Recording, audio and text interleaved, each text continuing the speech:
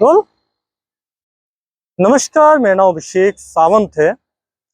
ये 14 कोसी परिक्रमा मार्ग है। अभी हम आकाशवाणी प्रसार भारती के सामने खड़े हुए हैं।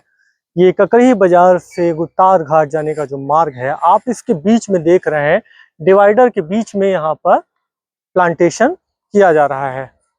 कुछ पौधे लगाए गए हैं, कुछ जगह छोड़ी गई हैं, कुछ धीरे धीरे बन रही हैं।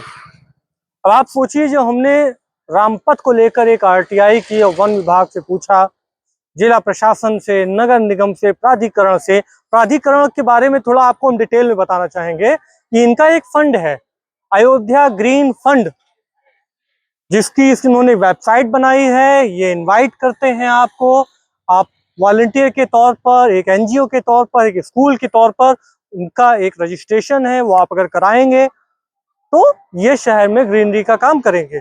लेकिन वो सिर्फ एक छलावा है, वो आरटीआई में सिद्ध हो चुका है। क्योंकि मैंने भी 11 रुपए दिया था अपनी तरफ से एक वॉलंटियर बनने के लिए, लेकिन आरटीआई में ये कह रहे हैं हमें कोई भी पैसा प्राप्त नहीं हुआ है। ये घोटाला है। खैर, यहाँ आप देखिए, जगह जगह गाय घुमा करती हैं। इस पे हम सुप्रीम कोर्ट का ऑर्डर है, वो किसी और दिन बताएंगे।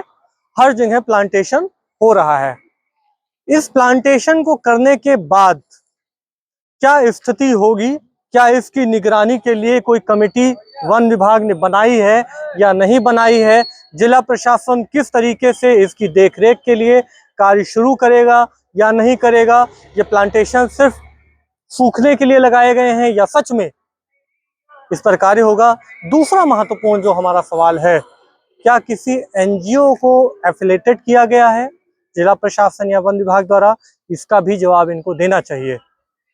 क्योंकि जब आरटीआई हमने की थी रामपथ को लेकर, तो हमारा ऐसा ही मुद्दा था कि इसी तरीके के पौधे जो छांवदार वृक्ष होते हैं, उनको आखिर क्यों नहीं रामपथ पर लगाया जा रहा है। इन्होंने इतना बड़ी इंजीनियरिंग कर दी, सैटेलाइट से पूरा उतार के ले आए हैं।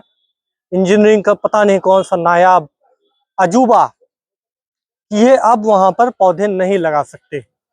अब आप सोचिए, अभी तक पीडब्ल्यूडी विभाग हमें रामपथ की पूरी जो मैपिंग होती है, एसओपी होती है, जो नक्शे होते हैं सड़कों के, वो नहीं दे पा रहे हैं। निश्चित है उसमें कहीं ना कहीं प्लांटेशन होगा, लेकिन वो प्लांटेशन कहाँ है, ये जवाब नहीं मिल रहा है। खैर, हमें लगता है हमारी आरटीआई का शायद कहीं थोड़ा असर हुआ होगा कि इन्होंने 14 कोसी परिक्रमा मार्ग पर जब इसका निर्माण शुरू कराया तो इन्होंने प्लांटेशन करना शुरू किया। खैर, अब इसको देखना है कि ये कितना बेहतर इनका ये कार्य होता है। अगर नहीं होगा तो अभिषेक सावंत तो कार्य कर ही रहे हैं।